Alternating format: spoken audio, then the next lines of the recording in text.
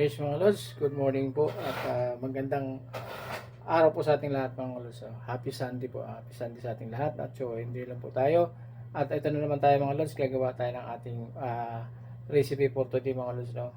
Siyempre yung ating recipe for today mga lods, simple lamang ito. So ayan mga lods, no? At gagawin natin tayo, nagpiprepare na mga lods para doon sa ating lulutuin. So ayan mga lods, no?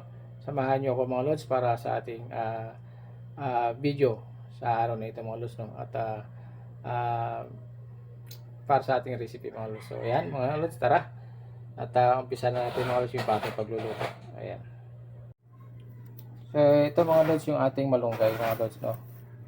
Yung ating malunggay, ayan, at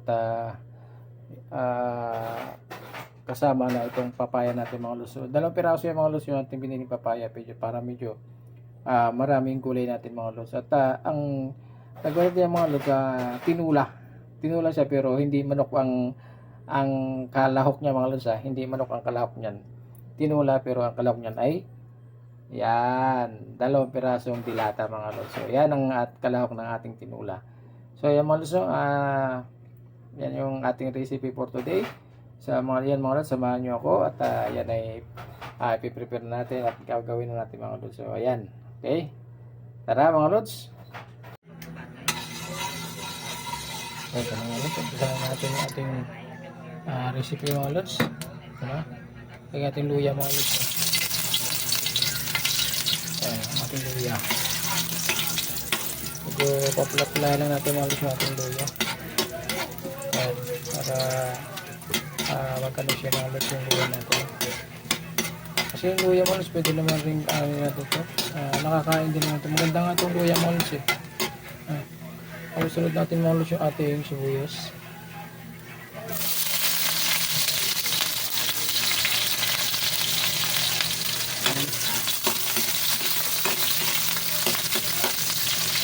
Una natin pag-isa mga lods yung ating papaya. Papaya lang yan mga lods. Ang ating isahin para pag malambot-lambot yung papaya mga lods, saka ating lagay ating yung dilata natin mga lods. Ayan, ikikisa lang muna natin yung ating papaya. Ayan, kalit lang. Mikos-mikos muna natin. Siyempre, mikos-mikos mga lods para lumabot yung ating papaya.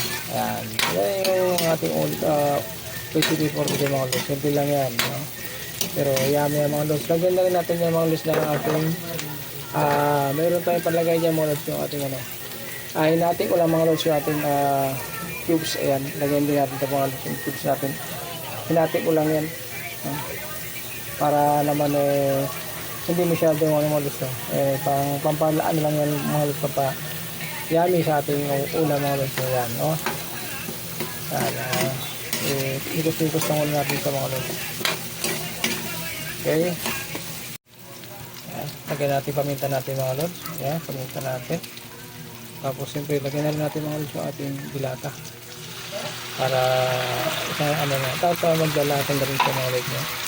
Ayan, ayan ang ating pinulang ay mga lods, dilata natin. Ayan, at siyempre lagyan na rin natin ang asin yung mga lods. Ayan, asin natin. Okay, ayan, tapos paayon natin yung lods.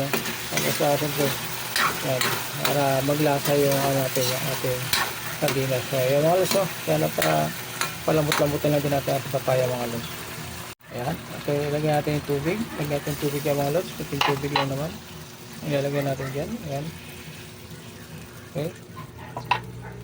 Tapos mamaya mga lods, lagyan na rin natin ng ating seasoning. Ayan, yung ating seasoning mga lods. Ayan, papayami sa ating lutuin mga lods So ayan siyempre mga lods, medyo palambot-lambutin pa natin ito. Huwag natin haluin mga lods para buo pa rin yung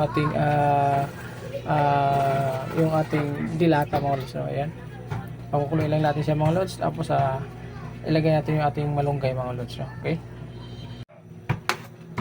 so ito na mga lods at kumulo na siya. Ang gagawin natin mga lods, ilagay na natin yung ating sili. Ayan, sili mga lods, sili haba. At ilagay na natin mga lods yung ating malunggay. Ayan, yung ating malunggay mga lods. Ayan na ang ating malunggay. Medyo marami-rami yung malunggay natin mga lods Kaya ayan, So ayan mga lods, no? Ayan ang lahat ng malunggay natin mga lods. Ayan. At hintayin na lang natin mga lods. Yan ay maluto ang malunggay natin. Saka natin timplahan yung mga lods. Hindi ko na masyadong inahalo mga lods kasi nga baka yung ating sardinas ay madurog. So ayan mga lods, no? Yung ating ulam ngayon mga lods, yung sinabawang sardinas na merong papaya. Okay, at may malunggay. So ayan mga lods. Tayo natin at makasikahan natin mga lods. Tikman muna natin mamaya ng konti. Okay. So ayan na mga lods. Medyo malambot na rin yung ating papaya. At okay na rin yung ating malunggay mga lods. So tikman na natin mga lods bago natin masikahan yung ating ulam. Okay. Wow mga lods, no? Okay na siya. So yummy na talaga siya mga lods, no? Okay na? Okay. At thank you very much mga lods. At thank you for watching. God bless po. Bye bye mga lods.